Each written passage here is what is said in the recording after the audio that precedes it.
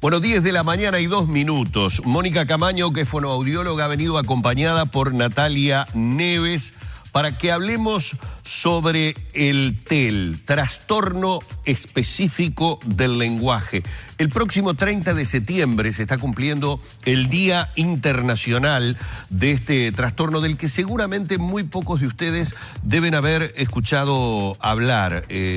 Se ha hablado, por ejemplo, y aquí en Arriba Gente hemos hablado muchísimas veces de situaciones como la del autismo, por ejemplo, pero el TEL como tal, como un trastorno específico, ¿cómo se diagnostica? ¿De qué manera afecta justamente la comunicación?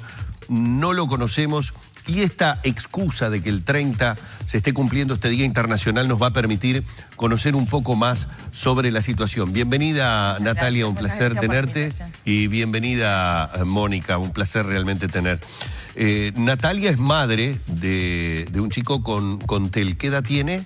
Va a cumplir 5 años en diciembre, Felipe. Sí. Y tuvimos el diagnóstico a los 3 años, que se considera un diagnóstico temprano.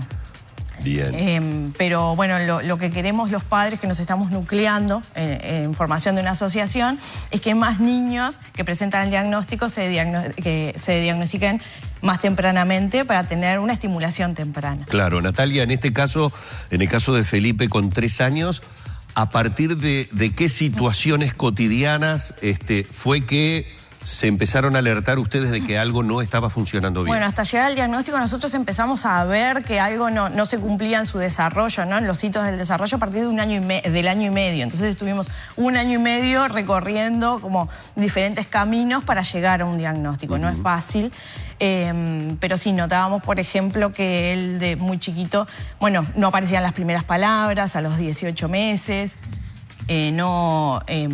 Por ejemplo, no imitaba algunos gestos sociales como el de hacer adiós o el de señalar. Cuando me decís las primeras palabras estamos hablando de mamá, papá, de mamá, papá, exacto. Las primeras. Primeras no aparecían a los 18 meses. El ajo sí, un balbuceo, pero se presenta diferente en cada niño. Hay niños que sí pueden empezar con las primeras palabras de mamá, papá, pero después se ve que no hay un avance. Entonces, es muy difícil el diagnóstico porque es muy heterogéneo de niño a niño. Claro. En nuestro caso lo que nos alertó fue eso, que no aparecían las primeras palabras que uno como familia siempre las está esperando, ¿no? El mamá, el papá. Y bueno, y eso empezó a alertarnos. ¿Y cómo se hacía entender él? Es decir, buscaba sustituir la no presencia, digamos, del idioma, de la lengua. Exacto, con algún otro tipo de... Sí, con algún tipo de jerga, ¿no? De sonidos, de agarrarnos de la mano y llevarnos hasta lo que quería. Porque no lo podía pedir. Hay algunas técnicas que él desarrollaba como para igual la intención de comunicarse existía, solo que no podía hacerlo a través del lenguaje. Y en este caso el diagnóstico, ¿quién lo realiza? ¿Un pediatra? Neuropediatra. Neuropediatra, sí. Me acuerdo clarito el día que la neuropediatra lo vio y nos puso en una receta que mandaba la fonoaudióloga para hacer la evaluación, que decía posible TEL, entre signos de interrogación. De ahí fue como un capítulo nuevo de empezar a investigar muchísimo sobre este trastorno, porque tampoco nunca habíamos escuchado en nuestra familia sobre este trastorno. ¿Y qué fueron los primeros datos que dio esta neuropediatra? Es decir, como para informarlos a ustedes a partir de ese momento de con qué se encontraban y con qué se iban a encontrar a partir de ese momento. Bueno, que cuando los niños son muy, muy chiquititos es difícil diagnosticar, que no se solapa muchas veces con otros trastornos. Por ejemplo, el trastorno del espectro autista. Algunos señales que ves desde muy chiquitito se pueden solapar. Entonces hay que esperar la evolución del niño para ver si se confirma un diagnóstico de TEL o no. Ahora paso a Mónica como fonoaudióloga. Decía, la neuropediatra hace el pase a la fonoaudióloga y es a partir de allí que la profesional dice esto definitivamente es TEL. ¿Qué conocimiento tenemos en nuestro país no solamente para el diagnóstico, sino fundamentalmente para el tratamiento que a partir del diagnóstico se tiene que empezar a realizar? Bueno, en realidad el tratamiento fundamentalmente tiene que ser fonoaudiológico, porque nosotros estamos capacitadas para trabajar en la estimulación del lenguaje en todos sus niveles, a nivel comprensivo y expresivo, y a trabajar en lo que es comunicación. A veces hay desconocimiento de lo que es TEL y eso a veces hace que nos lleguen pacientes en edades ya a los 4 o 5 años, que se perdió un tiempo importante, ¿no?, de estimulación. Aquí es muy importante entonces el diagnóstico precoz, lo más rápido posible, para comenzar a trabajar. En realidad, sin llegar a un diagnóstico certero, es importante que cuando se ven alertas en el desarrollo del lenguaje, que se acuda a estimulación. Después el diagnóstico se irá viendo con la evolución. Lo importante es que reciban estimulación fonoaudiológica. ¿Y cómo, digamos, cuando... Y que los padres estén preparados también para estimular, ¿no? Cuando te enfrentás primero al paciente, ¿qué realizas? ¿Una evaluación de en qué estado se encuentra, digamos, el trastorno? No sé si hay grados de avance, como me decías recién, pueden llegar a una edad en donde se perdió tiempo de trabajo. Me imagino que debe haber grados, en este caso, de incidencia que está teniendo el trastorno en la comunicación. Sí. En el desarrollo, perdón. Perdón, que estoy un poco... Lo importante es determinar, me doy cuenta, porque no maneja vocabulario, porque maneja poco vocabulario, o porque definitivamente tiene dificultad para comunicarse, no sé, en cosas tan elementales como puede ser el pedir la comida. Es una dificultad heterogénea, o sea, puede afectar los distintos niveles del lenguaje, pueden estar todos los niveles afectados o alguno de ellos. Por ejemplo, en articular palabras, combinar sonidos para articular las palabras, combinar palabras para armar oraciones, escasez de vocabulario. Determinados, los distintos niveles están afectados, la expresión está afectada y a veces la comprensión también. Y en realidad es un trastorno del lenguaje. O sea, no es solo un trastorno de habla, porque a veces los pediatras observan, y el público en general observa, la gente en general observa que hay una dificultad cuando hay dificultades en la articulación. En realidad involucra más cosas, porque el lenguaje es lo que nos permite comunicarnos, y hay una alteración en la comunicación. Y ya se ven dificultades desde los primeros meses de vida, en lo que es los precursores del lenguaje, ese sustrato que hay que tener para que se desarrolle el lenguaje. Nosotros cuando nos llega niños a la consulta vemos que hay alteraciones en ese desarrollo, en la aparición de la sonrisa social, en la aparición del manejo de turnos en el bebé con la mamá en el gorjeo, ya se ven indicios, o sea, cuando ya hay alarma ya desde bebé, ya es importante consultar. Mónica, habla Natalia y dijo por allí una palabra que me aumentó el grado de dificultad en la convivencia. Hasta ahora pensé en un trastorno exclusivamente, en este caso de Felipe, para emitir, para dialogar. Hay trastorno en la comprensión también de lo que recibe. ¿Cómo hacemos para comunicarnos? Sí, el lenguaje el TEL puede ser solamente expresivo, pero no es la mayoría de los casos. La mayoría de los casos también afecta a la comprensión. Entonces, esto es un trastorno, es decir, los va a acompañar durante toda la vida.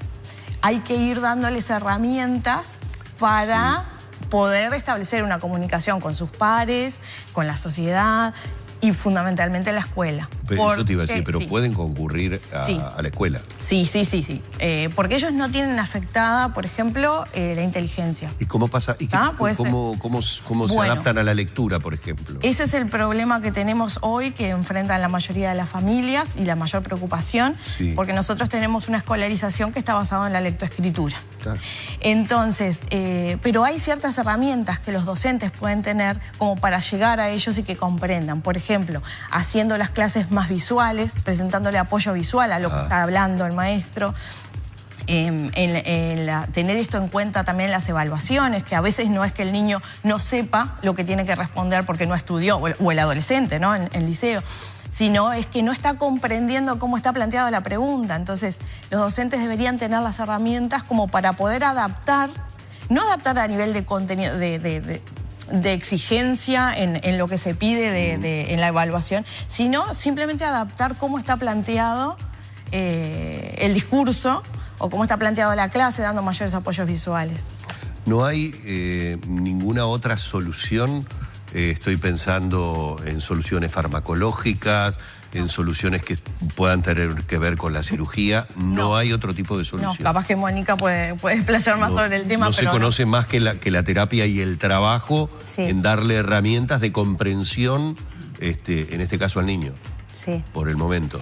Lo que se busca es facilitar lo que es el intercambio comunicativo, porque el lenguaje, la principal función del lenguaje es un vehículo para lo que es la dinámica de la comunicación. Claro. Estos niños, cuando ven dificultad, cuando ven que está alterada ese proceso de comunicación, empieza a afectar a nivel de otras áreas también, ¿no? Porque los niños cuando tienen dificultades de comprensión, empiezan a tener dificultades también en lo que es atencional, porque empiezan a fatigarse porque no comprenden y se angustian y se frustran. A veces aparecen dificultades a nivel de la regulación de la conducta, porque el lenguaje también regula la propia conducta. Sociabilización, hasta el entretenimiento más elemental, se transforma en una complicación para ellos de poder manifestar sus deseos, sus gustos, y por ende puede haber hasta una situación de aislamiento. Sí. Natalia, ¿cuántos papás están en el mismo tema, más o menos? Porque tengo entendido que armaron un grupo de Facebook o algo como para tratar de mantenerse en contacto. Exacto. En esta etapa de investigación, lo que me di cuenta es que había nula información en Uruguay sobre el trastorno. Sí encontraba información en España, de Londres, pero acá había nula. Entonces inicié una página de Facebook que es TEL Uruguay. Bien, allí la tenemos, mirá, en el Zócalo. Ahí como para facilitarle también a las familias que están en la etapa de investigación, como que tengan toda la información disponible allí en un solo lugar. Se fueron sumando otras familias que querían trabajar para difundir este trastorno. Con el objetivo de que haya más diagnósticos precoces, ¿sí? Que las familias sepan que existe esto, que estén alertas, que consulten al pediatra en caso de señales de alerta. Entonces nos fuimos nucleando y estamos en vías de formación de una asociación, y hoy estamos en el entorno de 40 familias que estamos en contacto y trabajando para difundir esto. Bueno, vamos a colocar seguramente, como hacemos habitualmente en nuestro Facebook de Arriba Gente, la nota con la posibilidad para quienes quieren tener más información que puedan comunicarse, y ojalá esto le dé un impulso fundamentalmente de difusión para que estén más en contacto. Muchísimas gracias, Mónica, la fonoaudióloga, Natalia, mamá de Felipe, que nos han venido a comentar sobre el trastorno específico del lenguaje, que como les decíamos, a propósito de que el próximo 30 sea el Día Internacional, hemos tratado de interiorizarnos aquí en Arriba Gente. Muchas gracias. Muchas gracias. Gracias a ustedes. Cerramos por aquí la entrevista.